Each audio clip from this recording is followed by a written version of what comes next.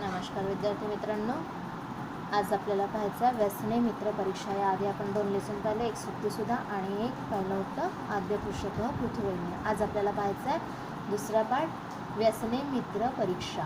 द्वितीय पाठः व्यसने मित्र परीक्षा. व्यसने म्हणजे संकटामध्ये, मित्र परीक्षामध्ये मित्राची परीक्षा. व्यसने संकट असताना संकटकाळी मित्राची परीक्षा होते. हेच आपल्याला बघायचं आहे. हितोपदेश स्वीकृता एषा कथा. हितोपदेश, हिताचा उपदेश देणारे, हितोपदेश या नावातील या ग्रंथातील ही कथा घेतलेली आहे. हितोपदेशस्य कर्ता नारायण पंडित. हितोपदेशाचे जे कर्ता आहेत म्हणजे ज्यांनी जे लिहिलेलं आहे ते आहेत नारायण पंडित. हितोपदेशस्य चत्वारः विभागाः सन्ति. हितोपदेशाचे 4 विभाग केलेले आहेत. त्यांचं 4 भागांमध्ये वर्गीकरण केलेलं आहे. पहिलं म्हणजे मित्र लाभ, दुसरं म्हणजे सुहृद भेद, विग्रह तिसरा आणि संधी ही चौथा. मित्र लाभ म्हणजे मित्रापासून होणारा लाभ. सुहृद भेद म्हणजे मित्रांमध्ये, सुहृद म्हणजे मित्रांमध्ये होणारा भेद म्हणजेच विभाग. विग्रह म्हणजेच वेगळं होणे.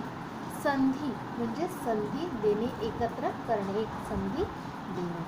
ग्रंथेऽस्मिन् पशुपक्षिणां कथा माध्यमेन नीतिवचनानि बोधितानि. या ग्रंथामध्ये, हितोपदेश नावाच्या या ग्रंथामध्ये पशुपक्ष्यांच्या आधारे कथेच्या माध्यमातून नीतिवचन, नीती म्हणजे जे प्लॅनिंग आयडिया वगैरे असतात त्यांची कथा आपल्याला, त्यांचा बोध आपल्याला इथून घेता येते. ह्या ग्रंथांमध्ये पशुपक्षींच्या माध्यमाने पशुपक्षींच्या कथा सांगून यांची नीतिवचनं सांगितलेली आहेत की मित्रलाभ कसा होतो, हृदयभेद, सुहृदभेद म्हणजे मित्रांमध्ये भेद कसं होतं निर्माण, वादविवाद कसं होतात, विग्रह कसा होतात, त्या तुटतात कशा, आणि संधी म्हणजेच त्या एकत्र कशा येतात हे यामध्ये सांगितलेलं आहे. लेसनला सुरुवात करूया आता. अस्ति एकम चंपक नाम अरण्यम. अस्ति म्हणजे आहे, एकम म्हणजे एक, चंपकम म्हणजे चंपक नावाचं, नाम म्हणजे नावाचं, अरण्यम म्हणजे जंगल. एक चंपक नावाचं अरण्य आहे. अरण्य चित्रांगो नाम मृगः एकाक्ष नाम काकस्य स्नेहेन निवसतः स्म. अस्ति एक चंपकम नाम अरण्य. होतं काय तर मग एक चंपक नावाचं अरण्य होतं. त्या अरण्यामध्ये अरण्य चित्रांगो नाम मृगः एकाक्षो नाम काकस्य स्नेहेन निवसत. अरण्यामध्ये सप्तमी एकवचन. अरण्यामध्ये चित्रांग नावाचा, नाम म्हणजे नाव आणि चित्रांग हे नाव आहे. मृग म्हणजे हरिण. एकाक्ष नाम म्हणजे एक चित्रांग नावाचा हरिण राहत होता.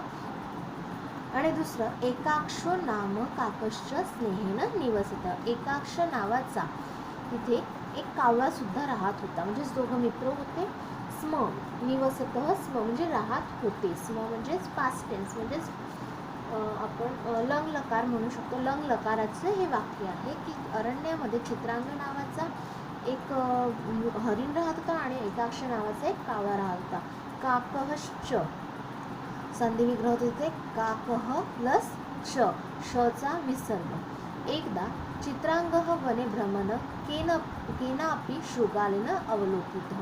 एकदा एक वेळी चित्रांग म्हणजे चित्रांग नावाचा जो हरिण होता तो वने भ्रमणम केनापि वनामध्ये, वने म्हणजे वनामध्ये, भ्रमणम म्हणजे फिरण्यासाठी, वनामध्ये फिरण्यासाठी, केनापि शृगालेन अवलोकितः. केनापि म्हणजे कोण्या एका शृगालाला त्याने पाहिलं. शृगालेन अवलोकित, शृगालेन तृतीय एकवचन, शृगालेन अवलोकित म्हणजे पाहिले.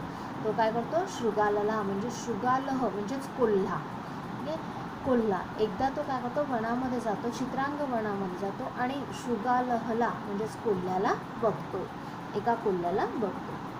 क्षुद्रबुद्धी नाम सह शृगालह. क्षुद्रबुद्धी नाम स शृगाल. स म्हणजे तो शृगाल क्षुद्रबुद्धी नावाचा होता. क्षुद्रबुद्धी त्या शृगालाचं म्हणजे त्या कोल्ह्याचं नाव होतं क्षुद्रबुद्धी. स्वार्थ हेतूना मृगेन सह मित्रता ऐच्छत. तो जो शृगाल होता स्वार्थ हेतूना, त्याचा स्वार्थ हेतू होता. मृगेन सह मित्रता ऐच्छत. तो स्वतःच्या हेतूमुळे, स्वार्थ हेतूमुळे, म्हणजे स्वतःचा स्वार्थ जो हेतू होता, स्वतःचा जो हेतू होता, त्या हेतूने तो मृगासोबत, मृगेन सह म्हणजे मृगासोबत, सह म्हणजे सोबत, त्या मृगासोबत, त्या हरणासोबत मित्रता ऐच्छत, मैत्री करू इच्छित होता. म्हणजे जो शूद्रबुद्धी नावाचा कोल्हा होता तो त्या मृगासोबत, त्या हरणासोबत, त्या चित्रांगासोबत मैत्री करू इच्छित होता. ऐच्छत, ऐच्छत तिथे सुद्धा लंग लकार आहे. अस्तांगते सवितरी शूद्रबुद्धी मृगेन सह मृगस्य निवासस्थानम गत. अस्तांगते संध्याकाळच्या वेळी, सवितरी सूर्य मावळताना, अस्तांगते म्हणजे संध्याकाळची वेळ, सूर्य मावळताना क्षुद्रबुद्धी मृगेन सह मृगस्य निवासस्थानम गत. क्षुद्रबुद्धी, जो कोल्हा होता शूद्रबुद्धी नावाचा, तो मृगेन सह कोल्ह्यासोबत मृगस्य निवासस्थानम गत, मृगाच्या म्हणजेच हरणाच्या निवासस्थानी, जिथे हरिण राहत होता, निवासस्थान म्हणजेच राहण्याचं ठिकाण, ज्या स्थानी राहत होता तिथे गेला. अस्तंगते सवितरी क्षुद्रबुद्धी मृगेन सह निवासस्थानम गतः. ज्या ठिकाणी संध्याकाळी, ज्या ठिकाणी क्षुद्रबुद्धी राहत होता, तिथे मृगासोबत तो त्याच्या निवासस्थानी गेला.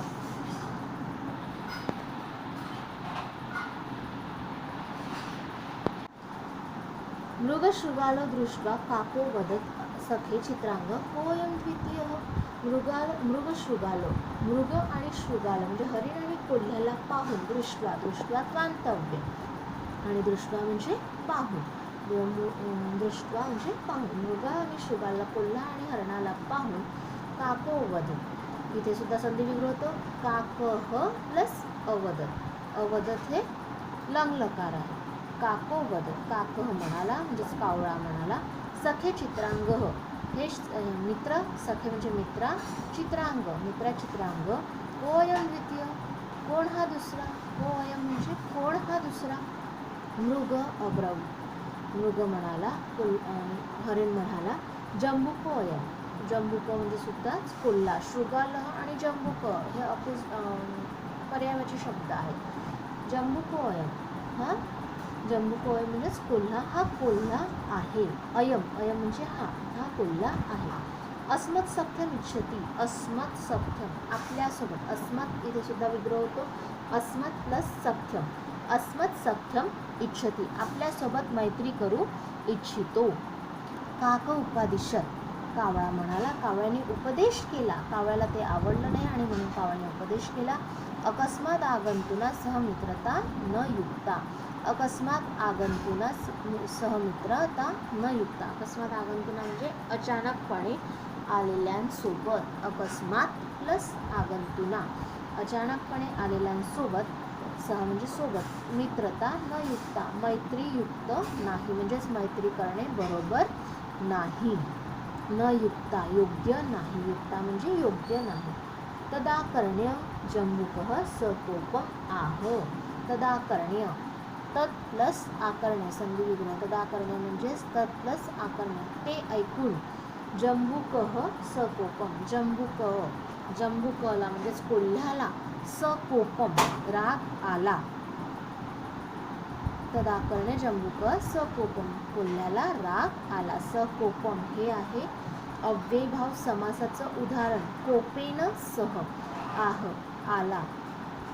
मृगस्य प्रथम दर्शने भवानपि अपरिचितः एव आसीत्. मग यावर तो काय म्हणाला, आह म्हणजेच म्हणाला, तो काय म्हणाला, त्याला राग आला आणि मग तो काय म्हणाला, मृगस्य प्रथम दर्शने भवानपि अपरिचितः एव आसीत्.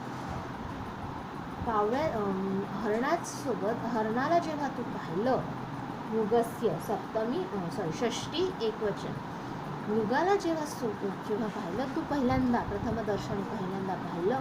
भवानपि अपरिचित, तू सुद्धा, भवान अपि, अपि म्हणजे सुद्धा, तू सुद्धा अपरिचित होता, आसीत अपरिचितच होता. यथायम मृगः मम बंधुः तथा भवानपि, जसं यथायम जसा, मृगः मम बंधू जसा हरिण माझा बंधू आहे, बंधू म्हणजे भाऊ, मम म्हणजे माझा, षष्टी एकवचन सर्वनाम. जसं हरिण माझा बंधू आहे, माझा भाऊ आहे, तथा भवानपि, तसा तू सुद्धा माझा भाऊ. मृग अब्रवीत. यावर मृग म्हणाला, म्हणजेच हरिण म्हणाला. काय म्हणाला मग हरिण? अलम विवादेन.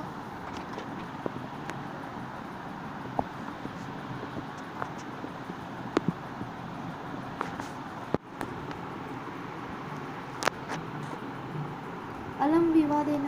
आता हरिण म्हणतो की आता विवाद पूर्ण करा, म्हणजे आता खूप झाला आहे वाद, तो आता वाद घालू नका, विवाद पूर्ण करा, आता संपवा हा वाद तो आहे तो थांबवा. अलम विवादेन हे उदाहरण येतं. अलम या उपपद विभक्तीचं तृतीय विभक्ती अलम विवादेन, कारण अलम या अव्ययाला, अलम हे अव्यय आहे, अलम या अव्ययाला तृतीय विभक्तीची अपेक्षा असते, म्हणून हे उदाहरण लक्षात ठेवायचं आहे की अलम विवादेन. वयम सर्वे आनंदेन एकत्र निवसामः. यावर आणखीन तो म्हणतो, मृग म्हणतो, हरिण म्हणतो की वयम सर्वे आनंदेन एकत्र निवसामः. आपण जेवढेही आहेत, म्हणजे कावळा, हरिण आणि कोल्हा, आपण तिघही आनंदाने एकत्र राहूया. काकेनो उत्तम. यावर कावळा हरणाचं ऐकतो आणि म्हणतो की ठीक आहे, काकेनो उत्तम. काकेन प्लस उत्तम इथे संधी विग्रह होतो. एवम अस्तु, ठीक आहे. एवम प्लस अस्तु, ठीक आहे. तो म्हणतो तर ठीक आहे. किंचित कालानंतर शृगालः मृग अवदत. किंचित कालानंतर, काही वेळानंतर, काही काळानंतर, आता ते तिघही जण एकत्र राहायला लागतात आणि मग काही काळानंतर काय होतं की शृगालः मृगम अवदत. शृगाल मृगला म्हणतो, म्हणजे हरणाला म्हणतो, कोल्हा हरणाला म्हणतो, वने अस्मिन एकम सस्यपूर्ण क्षेत्रम अस्ति. वने अस्मिन, या वनामध्ये, आता राहण्याचं ठिकाण त्यांचं वनच, म्हणजे चंपक नावाचं अरण्य. ह्या अरण्यामध्ये, या वनामध्ये, वने अस्मिन या अरण्यामध्ये, अस्मिन हे सप्तमी एकवचन, अस्मिन या वनामध्ये एकम सस्यपूर्ण क्षेत्रम अस्ति. एक सस्यपूर्ण म्हणजेच एक शेत आहे, ते पिकाने, सस्यपूर्ण म्हणजे पिकाने भरलेलं, पिकाने बहरलेलं ते क्षेत्र म्हणजे शेत आहे. ह्या वनामध्ये एक सस्यपूर्ण, एक पिकाने भरलेलं क्षेत्र आहे.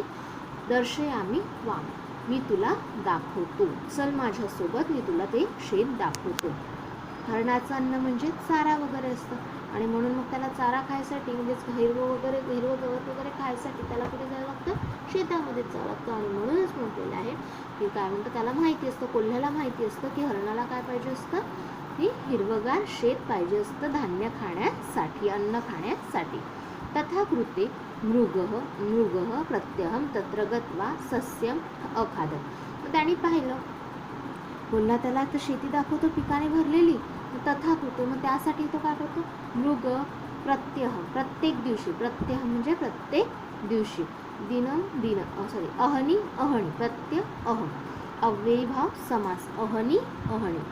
तत्र गत्वा सस्यम अखादत. तो तिथे नेहमी जायचा, तत्र म्हणजे तिथे, गत्वा जाऊन, तिथे जाऊन, त्या शेतामध्ये जाऊन, सस्यम अखादत, ते जे पीक होतं, सस्य म्हणजे पीक, शेतीमध्ये असलेलं जे पीक होतं ते तो नेहमी खात होता. कोल्ह्याने त्याला शेत दाखवलं होतं आणि शेतीमध्ये दाखवलेला ते पीक जो आहे तो नेहमी तिथे जाऊन, त्या शेतीमध्ये जाऊन तो पीक खात होता. गत्वा वांत अव्यय. तदृष्ट्वा, ते पाहून, तद म्हणजे ते, दृष्ट्वा म्हणजे पाहून, एकस्मिन दिने, एके दिवशी, क्षेत्रपतीना पाशः योजितः. एके दिवशी काय झालं मग, क्षेत्रपतीना, जो शेतीचा पती होता, म्हणजे क्षेत्रपती म्हणजे शेतकरी, क्षेत्रपतीना, तो जो शेतकरी होता त्याने ते पाहिलं आणि त्याने काय केलं, पाशः योजित, म्हणजे ते जाळं, पाश म्हणजे बंधन टाकण्यासाठी, त्याला पकडण्यासाठी एक जाळं, तिथे जाळं टाकण्याची योजना केली, म्हणजे जे नेट असते पकडण्यासाठी, ती नेट टाकण्याची त्यांनी तिथे योजना केली.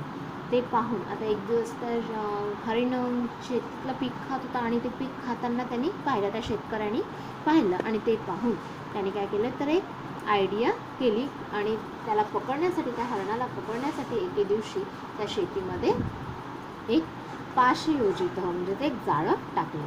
तत्रागतः मृगः पाशे बद्धः. आता हरणाला माहिती नव्हतं. तत्रागतः तिथे येऊन, मृगः पाशे बद्धः मृग तिथे येऊन, हरिण पाशे बद्धः तिथे येऊन हरिण काय झाला आता त्या जाळ्यामध्ये अडकला. सह अचिंतयत तो चिंता करू लागला. आता तो जाळ्यामध्ये अडकलेला हरिण चिंता करू लागला. इदानीं मित्राणेव शरणं मम. इदानीं मित्राणे एव, इथे संधी विग्रह होतो मित्राणी प्लस एव. मित्राणी एव शरणं मम. आता काय करेल, कोण वाचवेल मला, तर माझा मित्रच मला आता इथून वाचवू शकेल. आता काय म्हणतात की मित्रच तिथून मला वाचवू शकेल. दुरात तत्पश्यन् जम्बुकः मनसी आनंदित. आता त्याच्यासोबत आलेला मित्र कोण होता, तर तो होता कोल्हा. आता कोल्हाच मला या बंधनातून मला मुक्त करू शकेल. परंतु काय झालं, दुरात तत्पश्यन् जम्बुकः मनसी आनंदित. पण त्याने जे पाहिलं ते त्याला आश्चर्यकारक वाटलं. दुरात तत्पश्यन्, दूर जाऊन पाहून, त्याने दुरून पाहून त्याने कोल्ह्याने हरणाला तर पाठवून दिलं आणि हरिण त्या पाशामध्ये त्या जाळ्यामध्ये अडकला आणि तो दुरून मजा पाहून राहिला होता. मनात तो आनंदित होत होता. दुरात पश्चात, दूरपासून दूर राहून तो पाहत होता आणि आनंदी होत होता. मनामध्ये त्याला खूप आनंद झाला होता. सो अचिंतयत फलितम मे मनोरथम. आणि सो अचिंतयत तो मनामध्ये आता विचार करू लागला. आनंदी झाला होता आणि मनामध्ये विचार करू लागला. फलितम मे मनोरथम, माझं आता जे मी मनामध्ये जी इच्छा केली होती, त्याचं फळ मला मिळालेलं आहे. फलितम, माझ्या मनोरथम म्हणजे मनात असलेली जी इच्छा होती, मनातलं माझं फळ मला आता मिळालेलं आहे. इदानीं प्रभूतं भोजनं प्राप्स्यामि. अशामुळे काय होतं, इदानीं प्रभूतं भोजनं प्राप्स्यामि, मला काय झालं तर आता पुष्कळ जेवण. इदानीं प्रभूतं भोजनं प्राप्स्यामि, आता काय झालं होतं की मला आता पुष्कळ जेवण मिळालेलं होतं. आता मला पुष्कळ जेवण मिळेल. प्राप्स्यामि रूट लकार, जो आपण मागल्या वर्षी शिकलो होतो. रूट लकार की भविष्यात होणारी क्रिया, म्हणजे त्याला काय होतं, त्याचं म्हणणं काय होतं की माझं आता या हरणाला हा हरिण आता मरेल आणि मला पुष्कळ सारं जेवण मिळेल. भोजन प्राप्स्यामि मिळेल. मृगस्थं दृष्ट्वा अब्रवीत. मृग त्याला मग आता हरिण त्याला पाहून म्हणाला, दृष्ट्वा पाहून म्हणाला, अब्रवीत म्हणाला, मित्र छिंदी तावन मम बंधनम. अरे मित्रा, अरे कोल्ह्या, छिंदी तावन मम बंधनम, माझं हे बंधन जे आहे ते तू काय कर, मोकळं कर, मला या बंधनातून मुक्त कर. तावन मम बंधनम, हे जे माझं बंधन आहे ते मला मोकळं कर, तिथून मला मोकळं कर.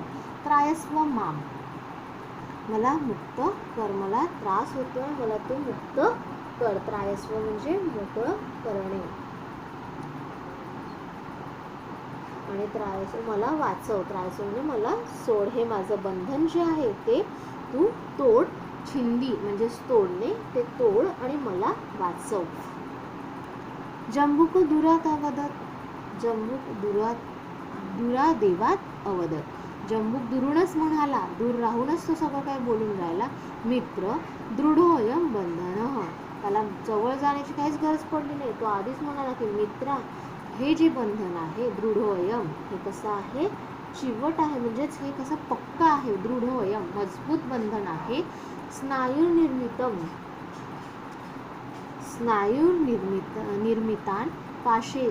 पाषाणेतान् कथं वा व्रतदिवसे स्पृश्यामि. स्नायुनिर्मितां, आणि हे जे बंधन आहे, दुसरं असं की पहिलं तर हे की हे बंधन खूप घट्ट आहे, खूप पक्क बांधलेलं आहे. आणि दुसरं असं की हे स्नायूंपासून बनवलेलं आहे, स्नायूंनी बनवलेलं आहे, म्हणजे हाडामासांपासून बनवलेलं आहे.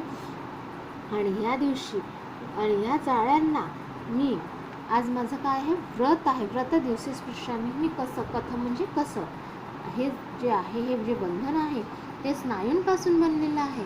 आणि स्नायूंपासून बनलेलं जे आहे, जे जाळं आहे, ते जाळं मी माझ्या आज व्रताच्या दिवशी, म्हणजेच व्रत म्हणजे उपवास, आज माझा काय आहे, उपवास आहे.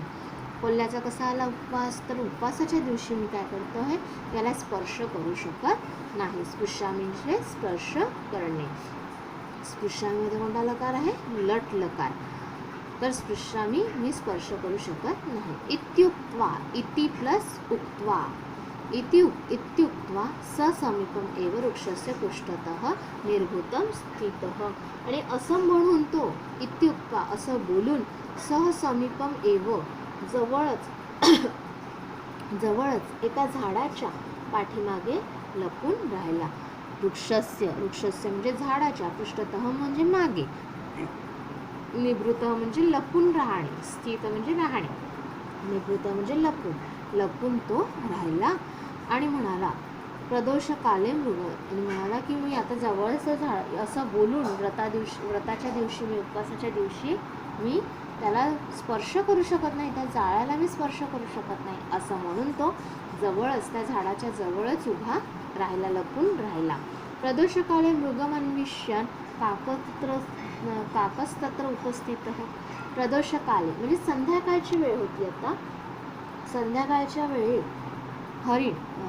हरणाला शोधत कावळा मृगन्विषण हरणाला शोधत कावळा तत्र उपस्थित, काकः तत्र उपस्थित, कावळा तिथे उपस्थित झाला, म्हणजे तिथे आला.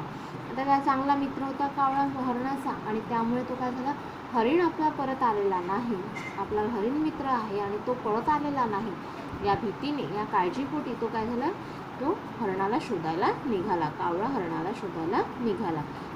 मृगम तथाविधम दृष्ट्वा स उवाच. मृगाला तथाविध तशा अवस्थेत पाहून, त्या अवस्थेत पाहून काय झालं, दृष्ट्वा पाहून, स उवाच तो म्हणाला. आता काय झालं, तर कावळ्याला आता काळजी लागली होती आणि म्हणूनच तो काय झाला होता, त्याला पाहून, दृष्ट्वा त्याला पाहून तो म्हणाला, कावळा म्हणाला, हरणाला पाहून कावळा म्हणाला, सखे किम येतात, मित्रा किम येतात, हे काय आहे, हे काय झालं. मृगेन उक्त्वम, हरिण म्हणाला, मृगेन प्लस उक्तम, हरिण म्हणाला, सुरुद्ध वाक्यस्य अनादरात बद्धोऽहम्. सुरुद्ध वाक्यस्य, तो म्हणतो की मित्राचे बोलणे न ऐकल्याने बद्धोऽहम्, अनादरात त्याचा अपमान केल्याने, त्याचं बोलणं न ऐकल्याने, वाक्य न ऐकल्याने, बोलणं न ऐकल्याने, बद्धोऽहम् मी काय झालो, बांधल्या गेलो, बंधनात सापडलो, बद्धोऽहम् मी बंधनात सापडलो. उक्तमच आणि म्हणाला, तेवढं म्हटल्यावर, आणि म्हटलेच आहे, जसं म्हटलेच आहे की हितकामानां यः शृणोति न भाषितं विपस्सन्निहिता तस्य स नरः शत्रुनंदनः. सुहृदं म्हणजेच हितकामना, जो मित्र हितचिंतक मित्रांचे बोलणे ऐकत नाही, जो व्यक्ती हितचिंतक म्हणजे ज्याचं एखादा मित्र आपला हित साधत असेल, म्हणजे आपल्या फायद्याचं सांगत असेल, आपल्या उपयोगाचं सांगत असेल, यः शृणोति न भाषितम म्हणजे बोलणे, जो ऐकत नाही, शृणोति म्हणजे ऐकणे, जो हितचिंतक मित्राचे बोलणे जो ऐकत नाही, विपत म्हणजे संकटात त्याच्यावर काय ते, संकटात सन्निहिता, त्याच्यावर संकटात सापडण्याची वेळ आलेली असते, त्याची जी असते. तर जो हितचिंतक मित्र असतो, त्या हितचिंतक मित्राचे जर बोलणे ऐकले नाही तर काय होतं, तर नेहमीच संकटाची वेळ ही आपल्यावर येत असते, जवळ आलेली असते. काकः असं बोलून तो काकः अब्रुवत सवंशकः क्वा असते. कावळ्याला त्याची परिस्थिती समजली आणि मग कावळा म्हणाला, काकः अब्रुवत, कावळा म्हणाला, सवंशकः क्वा असते, तो वंशक म्हणजे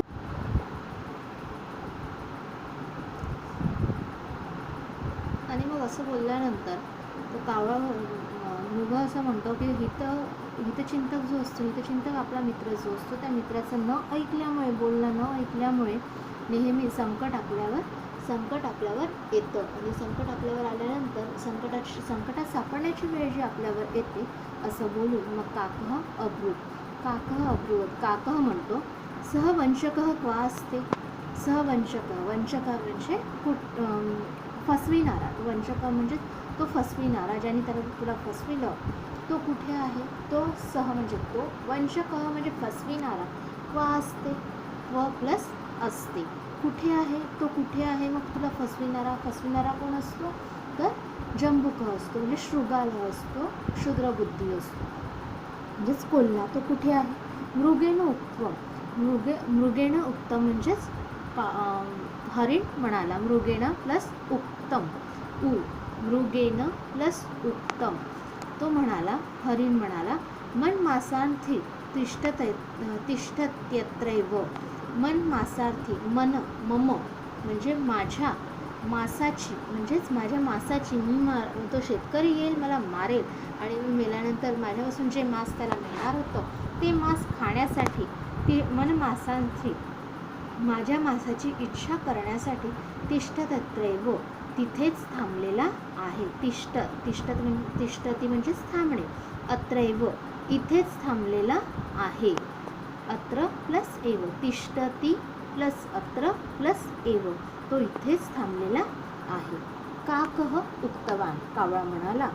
एवढं सगळं सांगून झाल्यानंतर हरिणने म्हटलंय की तू माझ्या मांसाची इच्छा करण्यासाठी, माझ्या मांसाची इच्छा त्याला आहे आणि म्हणून त्यासाठी तो इथेच थांबलेला आहे. काकः उक्तवान, यावर कावळा म्हणाला, उक्तवान म्हणजे म्हणाला.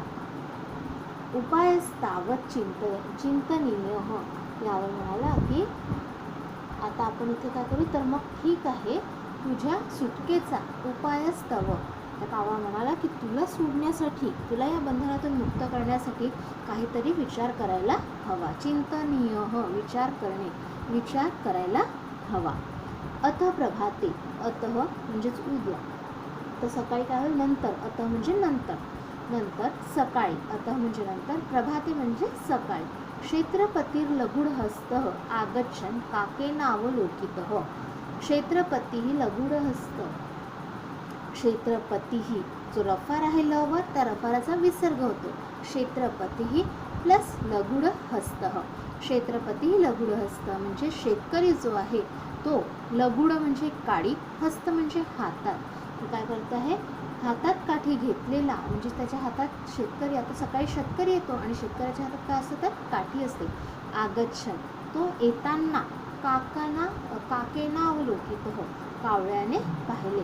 काकेना प्लस अवलोकित हो, काकेने काय केलं, म्हणजेच कावळ्याने पाहिलं. सकाळ झाली त्यानंतर आता काय, त्याला हरणाला त्यामधून सुटका करायची होती, जाळ्यातून त्याला त्याची सुटका करायची होती. मग त्यासाठी त्याला काय करायचं होतं, एखादा उपाय तिथे पाहिजे होता. त्यासाठी त्यांनी काय केलं, अथ प्रभाते, आता कावळ्याने काय पाहिलं, सकाळी की कावळा रात्रभर तिथेच थांबला, त्याच्यासोबतच थांबला, हरणासोबतच, आणि त्यांनी सकाळी पाहिलं की क्षेत्रपती जो आहे, शेतकरी जो आहे, तो शेतकरी काय करत आहे, तर काडी घेऊन, हातामध्ये काठी घेऊन त्याच्याकडे येऊन राहिलेला आहे. तमालोक्य, त्याला पाहून, तम प्लस आलोक्य, त्याला पाहून.